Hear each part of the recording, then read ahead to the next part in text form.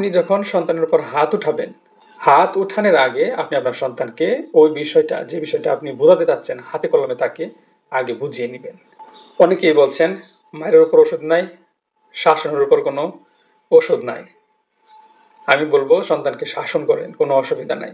শাসন তো করতেই হবে, কিন্তু সেটা উপযুক্ত সময়ে করা লাগবে। একটা কথা আছে না, কাঁচায় না নইলে ভাস, পাকলে করে ঠাস ঠাস। তো এটা আমিও মানি, আপনাদের সাথে আমিও একমত। তবে অভিভাবক হিসাবে সন্তানের কাছে আপনাকে ভালো অভিভাবক হতে হবে। আর ভালো অভিভাবক হওয়ার জন্য কিছু করণীয় রয়েছে। তো করণীয়গুলোর মধ্যে গুরুত্বপূর্ণ করণীয় হচ্ছে, আপনি যখন সন্তানের উপর হাত উঠাবেন, হাত উঠানোর আগে আপনি আপনার সন্তানকে ওই বিষয়টা, যে বিষয়টা আপনি বোঝাতে চাচ্ছেন হাতে কলমে তাকে আগে বুঝিয়ে নিবেন। ভুলের ঊর্ধ্বে কেউ না, আমিও না, আপনিও না। আমাদের সন্তানও ভুল করবে, এটাই স্বাভাবিক। সন্তান যদি ভুল করে, চোখ রাঙানোর আগে আপনি সেই চোখে এই রঙিন পৃথিবীটাকে চেনানোর চেষ্টা করবেন। আমরা অনেক ব্যস্ততার কারণে আমরা নিজের কাজটাই ঠিক মতো করতে পারি না। তো সন্তানকে কোন সময় এত বেশি সময় দেব? কিন্তু আমি বলবো যে আপনি সময়ের অভাবে সন্তানকে মূল্যবান জিনিসগুলো কিনে দিয়ে তার হাতটাকে বড় করে দিচ্ছেন, চাহিদাটাকে তার সীমিত না রেখে অসীম করে দিচ্ছেন। এক্ষেত্রে আমি বলবো দামি দামি উপহার দেওয়ার চেয়ে তাকে কোয়ালিটি সময়টা উপহার দিন।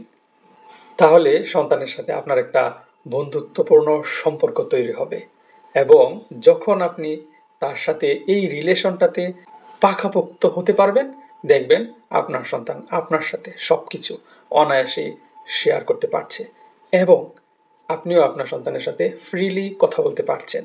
আমাদের সন্তান আমাদের সবকটা কথা শোনার চেষ্টা করবে এবং শুনবেও। শেষ করবো একটা কথা বলে, মনে রাখবেন শিশুরা অনুকরণ প্রিয়। তারা আমাদেরকে দেখে দেখে শিখে।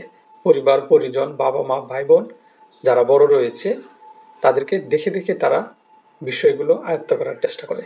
জন্ম থেকে কেউ কখনো কোনো কিছু শিখে আসেনি। তাই যারা কমেন্ট বক্সে বলছেন যে মায়ের উপর ওষুধ নাই, শাসনের উপর ওষুধ নাই, আমি তাদের উদ্দেশ্যে বলবো যে মারবে সবকিছুই আপনার সন্তান, আপনি যেভাবে শাসন করার সেভাবে শাসন করবেন।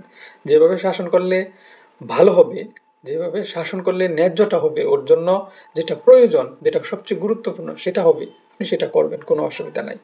তবে খেয়াল রাখবেন যেন সে রেগে না যায়, চড়াও না হয়ে যায়, এবং আপনার প্রতি সে ক্ষেপে না যায়, এবং আপনার প্রতি তার একটা বিরূপ যে একটা ধারণা, সেই ধারণাটা যেন তৈরি না হয়ে যায়।